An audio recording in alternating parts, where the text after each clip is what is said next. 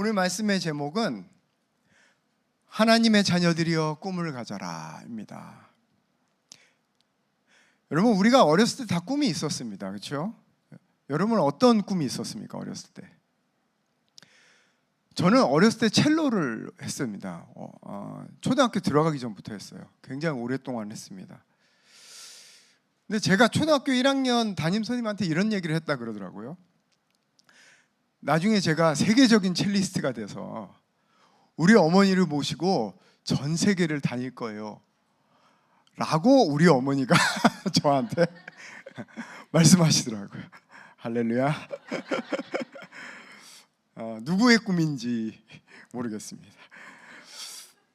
물론 보시다시피 그 꿈은 저한테는 안 이루어졌습니다. 지금 뭐 첼로를 하지도 않을 뿐더러 심지어 지금 목사가 돼서 목회를 하고 있습니다. 이처럼 우리가 어렸을 때 꾼 꿈은 잘 안 이루어지는 경우가 많죠. 그럼 꿈이라는 게 원래 안 이루어지는 것이니까 필요 없는 것인가? 정말 말 그대로 한낱 춘일몽에 불과한 것인가? 여러분, 춘일몽이 뭡니까? 봄날의 꿈이란 뜻이죠. 정말 더덥고 허무한 꿈, 잠깐의 환상, 이런 뜻입니다. 정말 꿈이라는 게 그런 것일까?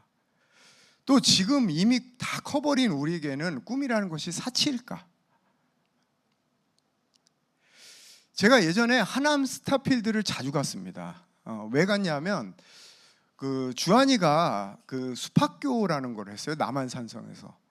그래서 이제 아침 일찍 데려다 줘야 되고 오후에 제가 데리고 다시 집에 가야 되는 일정이었어요. 그래서 하남 그 데려다 주고 하남 스타필드에 가서 설교 준비도 하고 뭐 이것저것 하면서 꽤 오랜 시간 있다가 주한이 다시 픽업해서 집에 오는 그런 스케줄이 항상 있었습니다.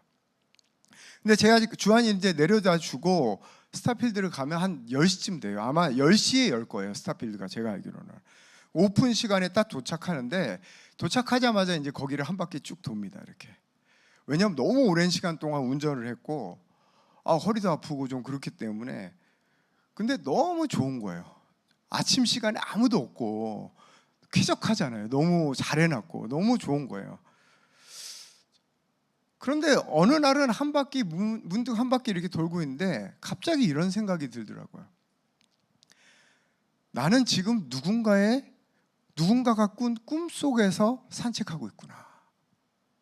이런 생각이 들더라고요. 자, 이게 무슨 말인가? 내가 걷고 있는 이 건물도 처음부터 있었던 게 아니잖아요. 이 건물이 있기 전에 누군가가 이 장소에 대한 꿈을 가졌을 겁니다. 그리고 그 사람이 꿈꿨던 게 지금 현실로 나타난 거예요. 여기 이런 건물이 있으면 좋겠다. 모든 편의시설이 있고 식사도 가능하고 장도 같이 보고 가족들이 같이 와서 모든 거를 편하게 즐기다가 갈 수 있는 이런 곳이, 넓은 이런 곳이 있으면 좋겠다. 그 꿈을 시장이 꿨든 아니면 무슨 공무원이 꿨든 뭐 아니면 뭐 신세계에 누가 꿨든 간에 그런 건 잘 모르겠지만 누군가가 꿈꾼 것이 지금 현실로 나타난 것이겠죠. 그 구체화되고 그것이 지금 이 건물로 나타난 게 아니겠습니까? 그리고 나는 지금 그 어떤 사람이 꾼 그 꿈 안에서 누리고 즐기고 있는 거구나. 이런 생각이 들더라고요. 그때 하나님이 갑자기 저한테 이렇게 물으셨습니다. 성호야, 지금 너의 꿈 안에는 과연 어떤 사람들이, 또 얼마나 많은 사람들이 함께 누리고 기뻐하고 그 선한 영향력을 받으며 살아가고 있느냐. 그 딱 물으시더라고요. 또 한 가지 든 마음은 이런 마음입니다. 결국 이 시대를 이끌어가는 리더들은 꿈꾸는 자들이구나. 꿈꾸는 자들이구나.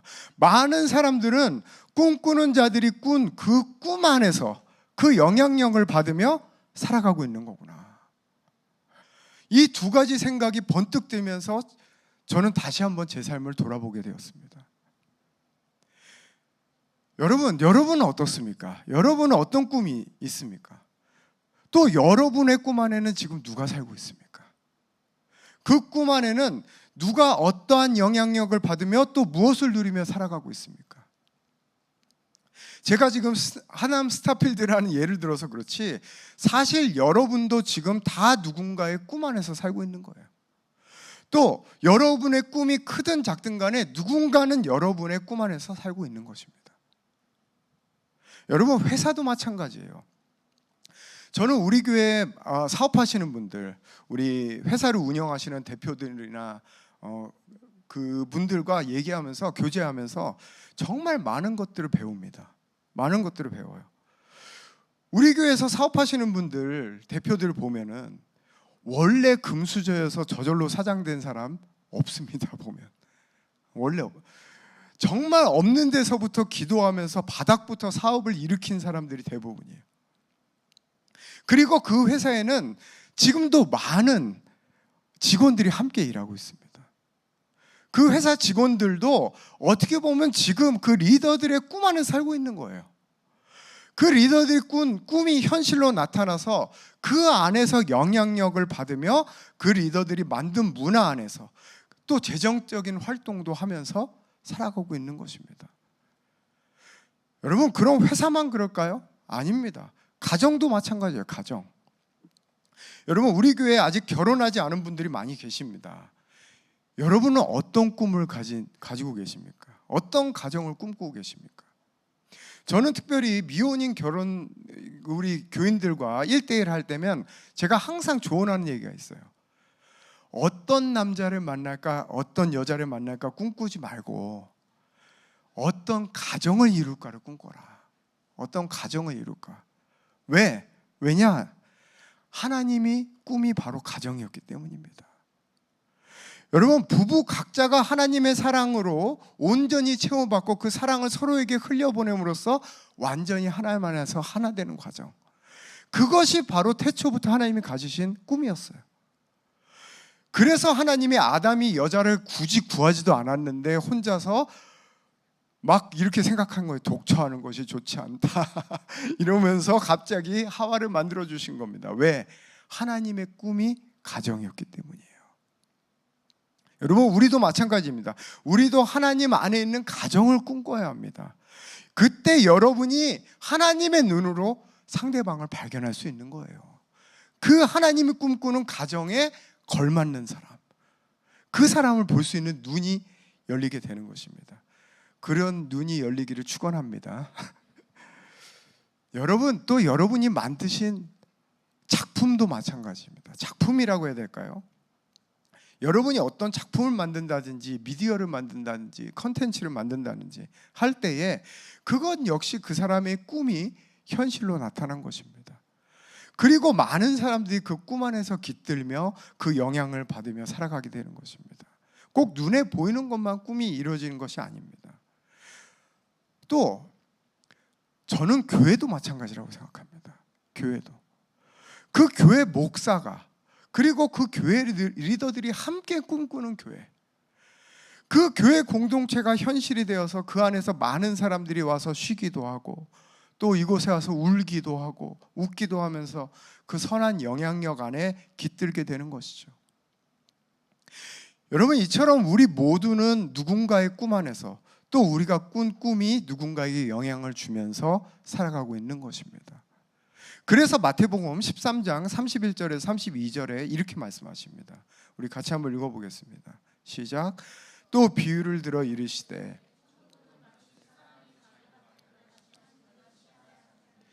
이는 모든 씨보다 작은 것이로되 자란 후에는 풀보다 커서 나무가 되매 공중의 새들이 와서 그 가지에 깃드느니라.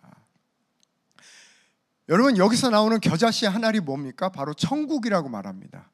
여러분, 마태복음에서 천국이라고 표현하는 것은 하나님 나라 이렇게 생각하시면 됩니다. 왜냐하면 마태복음은 기본적으로 유대인을 전도하기 위해서 기록된 복음서이고 당시 유대인들은 말하거나 글로 쓸 때 하나님이라는 단어를 쓰지 못했어요. 그래서 천국이라고 쓰게 된 것입니다. 근데 이 작은 씨가 어떻게 되는가? 처음에는 보이지도 않을 만큼 작고 불가능해 보이고 하찮게 보이지만 이 씨를 밭에 심었을 때 나중에 자라서 나무가 되므로 공중의 많은 새들에게 쉼을 주고 또 그 선한 영향력을 주게 된다는 거예요. 여러분, 이게 바로 꿈입니다. 이게 꿈이에요. 바로 하나님 안에서 꾸는 꿈.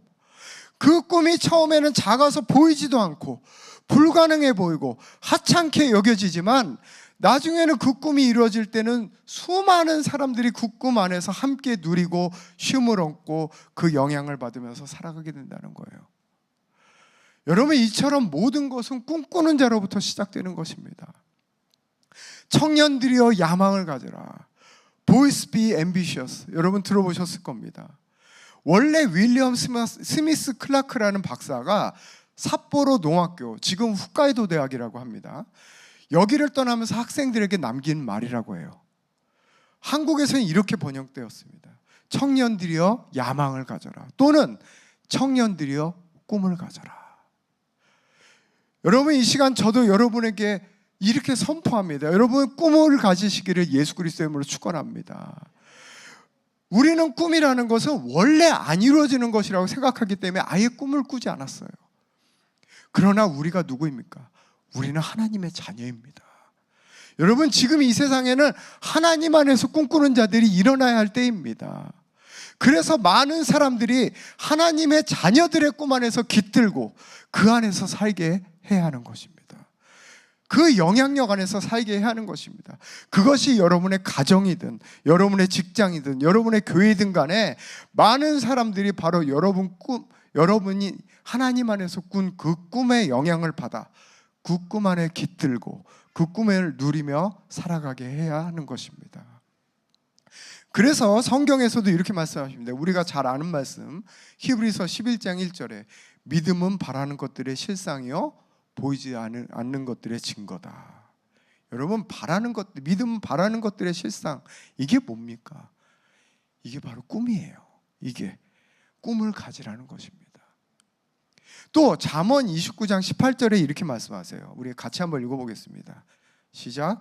묵시가 없으면 백성이 방자에 여러분, 여기서 묵시가 뭔가 꿈, 계시, 보는 것, 이런 뜻입니다. 여러분, 꿈이 없으면 어떻게 된다고 말씀하세요? 방자에 행한다.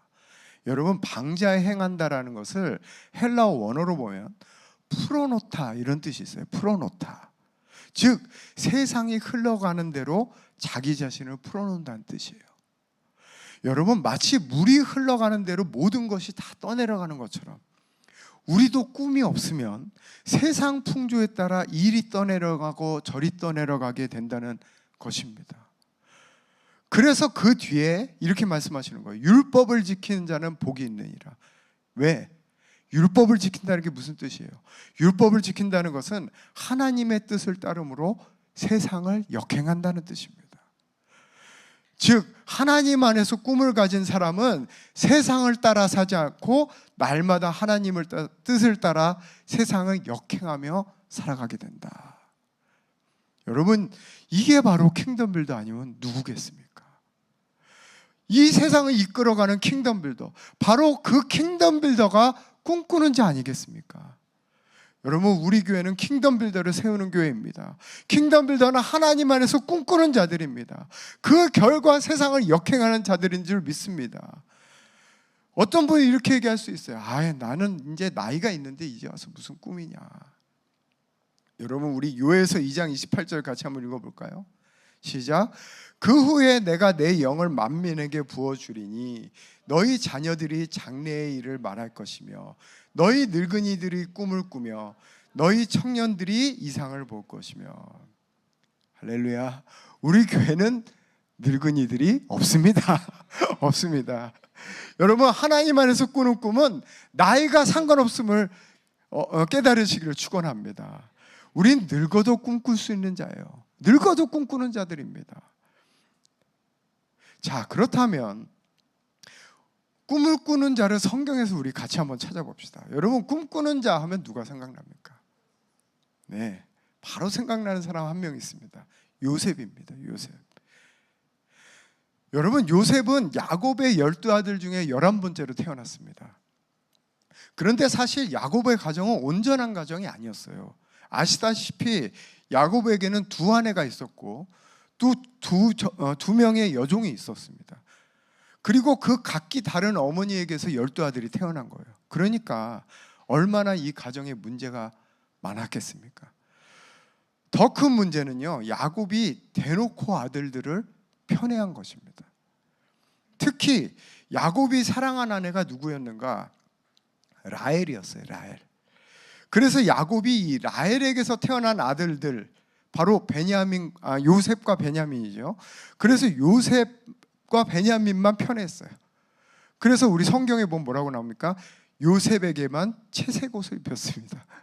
여러분, 성경에서 옷을 입혔다는 것은 굉장히 큰 의미가 있어요. 여러분, 그래서 그 탕자가 돌아왔을 때 어떻게 했습니까? 아버지가 옷을 입혔다, 가락지를 꼈다, 새신을 씌웠다. 이것은 신분의 회복을 말하는 것입니다. 근데 그런 상황에서 요셉이 꿈을 꿨습니다. 그 꿈은 두 가지 꿈이었어요. 첫 번째는 곡식의 단의 꿈이었어요. 그 꿈에서는 요셉과 형들이 밭에서 곡식을 묻고 있는데 형들의 곡식단들이 요셉의 곡식단 주위에 둘러서서 절을 했다는 거예요. 또 두 번째 꿈은 이거였습니다. 해와 달과 별들의 꿈이었습니다. 해와 달과 또 11별이 요셉에게 절하는 꿈이었습니다. 요셉은 이 꿈을 꾸자마자 형들이 모여있는 곳에 가서 그 얘기를 했습니다. 참, 요셉도 가보면 눈치가 없어요. 혼자 색동옷도 입고 일하는 형들 앞에 가가지고 이런 꿈을 얘기했다고 생각해 보시죠. 이걸 누가 좋게 보겠습니까? 여러분, 당연히 그 말을 들은 형들은 한마디로 난리가 났습니다. 그냥 분노하면서 네가 참으로 우리의 왕이 되겠느냐, 막 화를 냈습니다. 또 아버지인 야곱도 요셉을 꾸짖었어요. 바로 이 일 때문에 요셉은 형들에게 미운털이 박혔고 요셉을 죽은 것처럼 위장해서 이집트로 요셉을 팔아버리게 된 것입니다. 그런데 사실 생각해 보면요, 이 형들과 요셉은 사실 나이 차이가 많이 났어요. 사실 어린 동생이 꿈 얘기하는 거 그냥 지나칠 수도 있는 문제였습니다. 어떻게 보면. 그런데 이 형들 마음속에는 이미 이런 게 있었던 거예요. 그 아버지의 편애에 대한 분노, 그게 자리 잡고 있었던 상태였어요. 그래서 어린 요셉을 팔아버리게 된 것입니다. 여러분, 그때부터 요셉의 인생은 그야말로 고난의 연속이었습니다. 고난의 연속. 이방인 종으로서 보디발의 집에 팔려갔고 또 거기서 말도 안 되는 누명을 쓰고 감옥에까지 갇히게 됩니다. 여러분, 그런데 놀라운 것은 이런 상황 가운데서 성경은 요셉의 삶에 대해서 어떻게 표현하고 있는가? 우리 이 시간에 창세기 39장 2절 3절을 같이 한번 읽어보겠습니다. 시작. 여호와께서 요셉과 함께 하심으로 그가 형통한 자가 되어 그의 주인 애굽 사람의 집에 있느니라. 그 주인이 여호와께서 그와 함께 하심을 보며 또 여호와께서 그의 범사에 형통하게 하심을 보았더라. 여러분, 이 말씀은 요셉이 보디발 장군의 집에서 종으로 일할 때 말씀입니다. 그 일할 때 어떻게 됐다고요? 형통했다. 또 요셉이 억울한 누명을 쓰고 감옥에 갇혀 있을 때도 이렇게 말씀하셨어요. 우리 창세기 39장 23절을 같이 한번 읽어보겠습니다. 시작. 간수장은 그의 손에 맡긴 것을 무엇이든지 살펴보지 아니하였으니 이는 여호와께서 요셉과 함께 하심이라. 여호와께서 그를 범사에 형통하게 하셨다. 여러분, 생각해 보십시오. 이 시대의 이방인 종이 형통하면 뭐가 그렇게 형통하겠어요? 뭐가 그렇게 형통하겠냐고. 여러분, 심지어 이방인 종으로서 옥살이 하고 있는데 형통할 건 또 뭡니까? 그렇지 않아요? 밥을 마시는 걸 한 끼 먹었겠습니까? 어디 가서 쉴 수가 있었겠어요? 풍족했겠습니까? 죽임당하지 않고 살아있으면 다행이에요. 이 당시 종은. 뭐가 그렇게 형통했겠냐는 거예요. 그러나 성경은 분명히 말합니다. 요셉은 형통했다. 그것도 범사에 형통했다. 여러분, 이것은 분명히 요셉의 상황과 환경에 대한 얘기가 아니에요. 그럼 뭐가 형통했다는 것인가? 바로 요셉의 마음의 상태에 대해서 얘기한 것입니다. 그럼 어떻게 요셉은 이런 상황 가운데서, 이런 환경 가운데서 형통할 수 있었는가? 그 이유는 바로 하나님이 주신 꿈 때문이었어요. 꿈 때문이었습니다. 그 꿈이 항상 요셉의 마음에 있었던 거예요. 여러분, 형통하다 이 단어를 헬라어 원뜻을 찾아보면 돌진하다 이런 뜻이 있어요. 여러분, 바로 요셉은 이 꿈에 있었기 때문에 그 모든 어려운 가운데서도 하나님만 바라보고 하나님께 돌진할 수 있었던 것입니다. 여러분, 아까 말씀드린 대로 자신의 상황과 환경의 물살에 떠내려가지 않고 역행할 수 있는 힘이 있었던 거예요. 여러분, 우리가 이것을 어떻게 할 수 있는가? 나중에 요셉은 인생의 역전을 하게 됩니다. 이집트의 왕이 그 바로가 꿈을 꿨을 때 누구도 그 꿈을 해석할 수 있는 사람이 없었어요. 그런데 요셉이 그 꿈을 해석해주고 그 지혜를 인정받아서 나중에 이집트의 총리가 된 것입니다. 그리고 총리가 된 요셉은 다시 형들을 만나게 됩니다. 당시 이집트와 주변 지역에는 7년 풍년과 7년 흉년이 들었어요. 그게 바로 바로의 꿈 내용이었습니다. 요셉은 이것을 이미 예견하고 있었고 그 덕에 이집트는 흉년 가운데서도 풍족하게 지낼 수 있었어요. 그래서 가나안에 살던 형들도 곡식을 얻기 위해서 이집트에 찾아오게 된 것입니다. 그리고 총리였던 그 요셉 앞에 엎드리게 된 거예요. 엎드리게 된 겁니다. 당연히 형들은 요셉을 못 알아봤어요.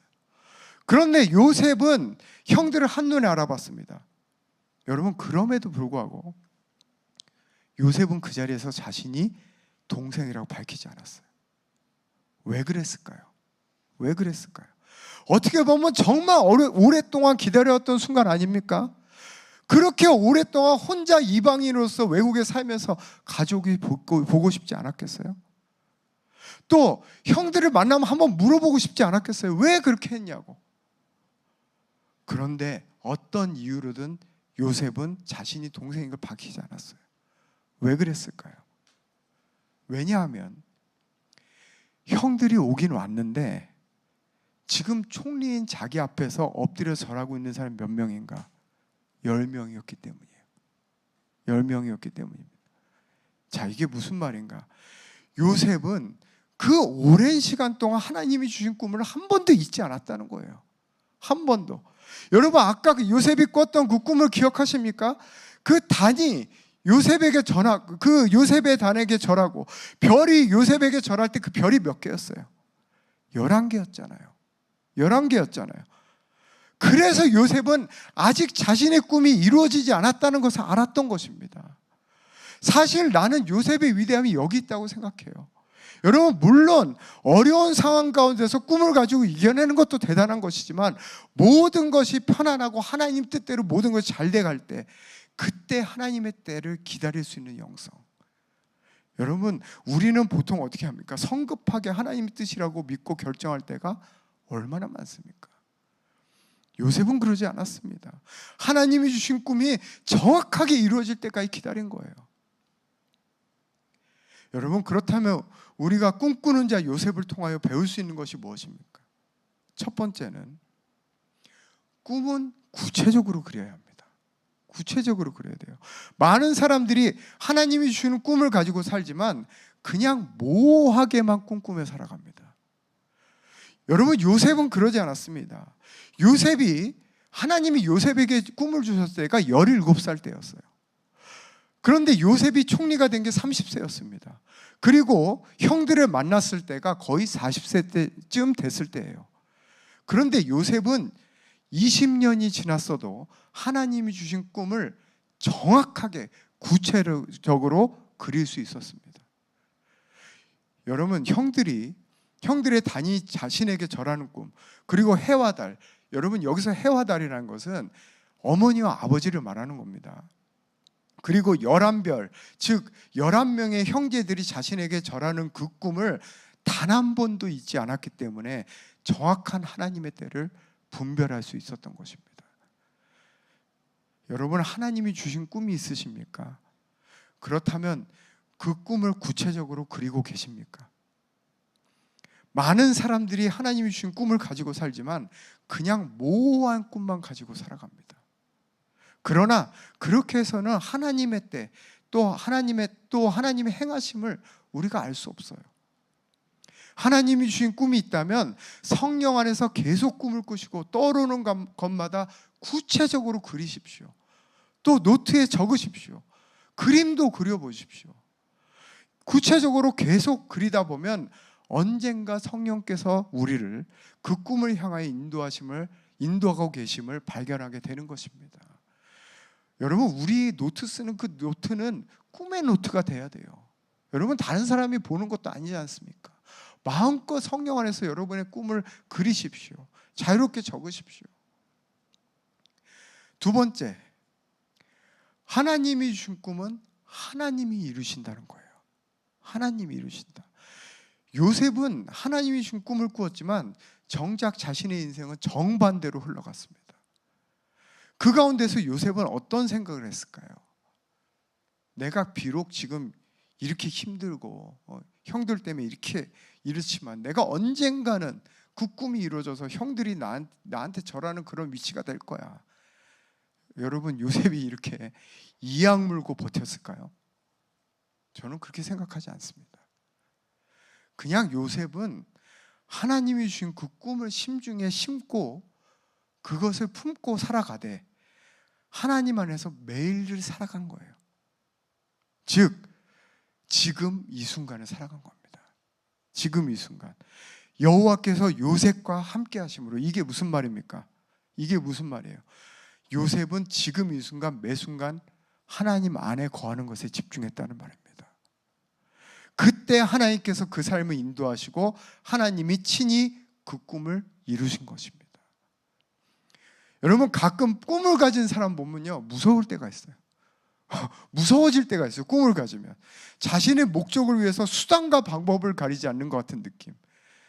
자신의 건강도 안 돌보고 가족도 내팽개치고 인간관계, 심지어 신앙까지, 주일 예배도 안 나옵니다. 어떤 사람은 꿈을 가지면요. 여러분, 모든 포커스가 그냥 꿈에 있는 거예요. 이렇게 살게 되면 미래의 목적을 위해서 현재의 삶을 포기하는 삶을 살게 됩니다. 이것은 하나님 원하시는 삶이 아닙니다. 우리의 삶은 언제나 지금 이 순간 여기예요. 지금 이 순간 여기. 우리는 하나님이 주신 꿈을 품고 그리며 살아가지만 언제나 지금 이 순간 그리스도 안에 거하는 삶을 살아야 하는 것입니다. 그때 하나님께서 우리를 인도하시고 하나님께서 우리에게 주신 그 꿈을 친히 이루어 주시는 거예요. 이것이 바로 세상 안에서 꿈을 꾸는 것과 우리가 꿈꾸는 것의 차이예요. 그래서 요셉은 형들에게 복수하지 않았던 것입니다. 왜? 만약 자신의 그 꿈을 이루었으면 복수했을 거예요. 이를 악물고 했기 때문에. 그러나 요셉은 자신이 당한 그 모든 어려움이 형들 때문이 아니라 자신에게 주신 그 꿈을 이루시는 하나님의 계획 가운데, 그 과정 가운데 있었다는 것을 인정했던 것입니다. 여러분, 하나님이 주신 꿈을 꾸시되 언제나 지금 이 순간 그리스도 안에 거하십시오. 그때 하나님께서 친히 여러분 인생 가운데 그 꿈을 이루십니다. 여호와께서 요셉과 함께 하심으로 이것이 바로 우리의 매 순간이 되어야 할 줄 믿습니다. 오늘 말씀 맺겠습니다. 여러분, 우리가 보통 꿈이라고 할 때 두 가지 의미가 있습니다. 그렇죠? 오늘 말씀만 우리가 생각해도 그래요. 잠잘 때 꾸는 꿈이 있습니다. 또 인생에서 이루기 원하는 그것도 우리는 꿈이라고 얘기합니다. 여러분, 이 두 가지가 완전히 다른 것 같지만 사실 깊은 공통점이 있어요. 그것은 무엇인가? 바로 꿈은 본질적으로 보이지 않는 내면에 그리는 작업이라는 거예요. 즉 우리의 무의식, 우리의 심중에서부터 올라오고 또 그것을 심중에 심기는 것이라는 겁니다. 여러분, 하나님께서는 요셉이 잠을 잘 때 그 심중에 자신의 꿈을 심으셨어요. 그럼 지금 우리는 어떤가? 물론 우리도 잠잘 때 하나님께서 우리에게 꿈을 주실 수 있죠. 그러나 지금 우리 안에 누가 계십니까? 하나님의 영이 계십니다. 지금은 우리의 영으로부터 올라오는 하나님의 꿈이 우리의 심중에 심기는 거예요. 왜냐하면 하나님은 이미 모든 것을 우리의 영 안에서 이루셨기 때문입니다. 요셉은 하나님이 주신 그 꿈을 포기하지 않았기 때문에 그 꿈이 큰 나무가 되어서 자기 가족도 또 수많은 사람들도 그 영향력 안에 깃들게 하는 일을 할 수 있었던 것입니다. 여러분, 하나님 안에서 꿈꾸는 자가 되십시오. 그 꿈을 구체적으로 꾸십시오. 또한 그 꿈을 날마다 심중에 심되 지금 이 순간을 살아가십시오. 언젠가는 여러분의 꿈이 큰 나무가 되어서 많은 사람들이 그 나무에 깃들며 그 선한 영향력 안에 살게 될 줄 믿습니다. 우리 이 시간에 다 같이 일어나서 찬양하며 나가시겠습니다.